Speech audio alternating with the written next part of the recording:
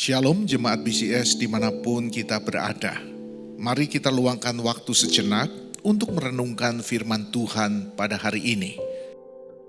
Lukas pasal 18 ayat 10 hingga 13. Ada dua orang pergi ke bait Allah untuk berdoa. Yang seorang adalah Farisi dan yang lain pemungut cukai. Orang Farisi itu berdiri dan berdoa dalam hatinya begini. Ya Allah, aku mengucap syukur kepadamu karena aku tidak sama seperti semua orang lain.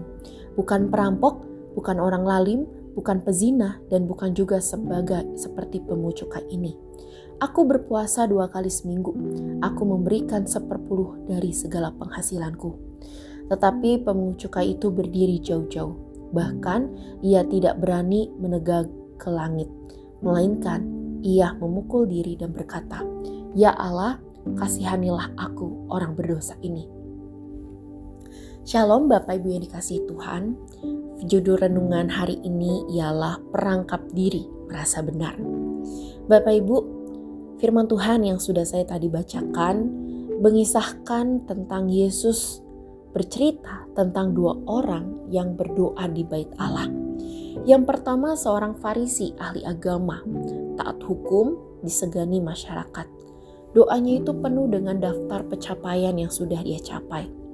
Yang seperti aku telah berpuasa, aku telah memberikan 10-an dan sebagainya. Yang kedua, seorang pemungut cukai. Dia dibenci karena bekerja untuk penjajah rohani. Ia sering menipu orang lain demi keuntungan.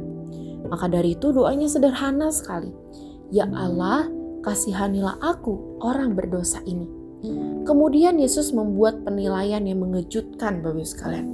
Orang ini pemungut cukai pulang ke rumahnya sebagai orang yang dibenarkan Allah. Dan orang lain yaitu Farisi tidak. Mengapa? Karena orang Farisi dalam doanya bukan seperti dia menyembah Tuhan, tetapi dia menyembah untuk dirinya sendiri. Dia meninggikan, memuliakan dirinya sendiri. Sebaliknya, untuk pemungut cukai tidak. Kita bisa melihat dia merendahkan hatinya untuk nama Tuhan yang dipermuliakan.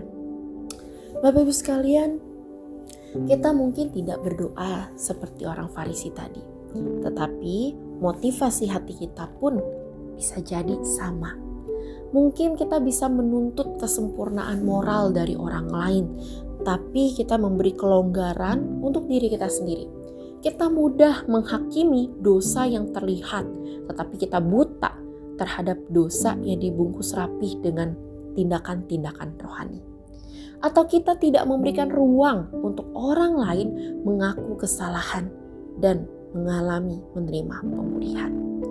Bapak sekalian, kita lupa bahwa kita pernah menjadi orang seperti pemungut cukai.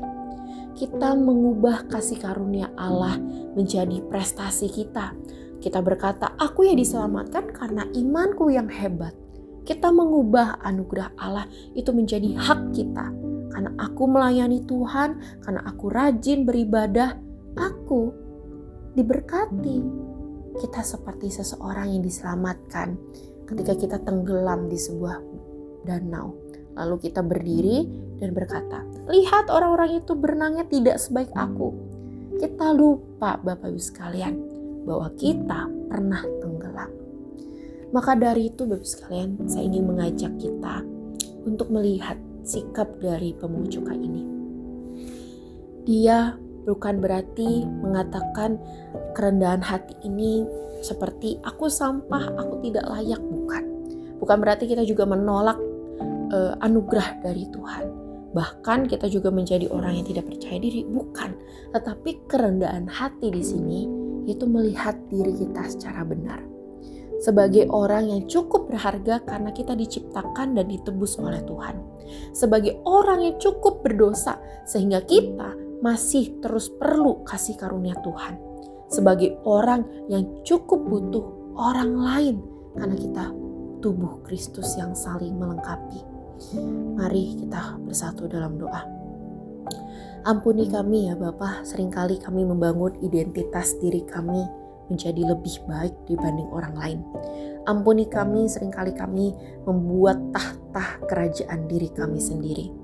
Hancurkanlah tahta tersebut dan biarlah Engkau yang tinggal sebagai Raja dalam hati kami.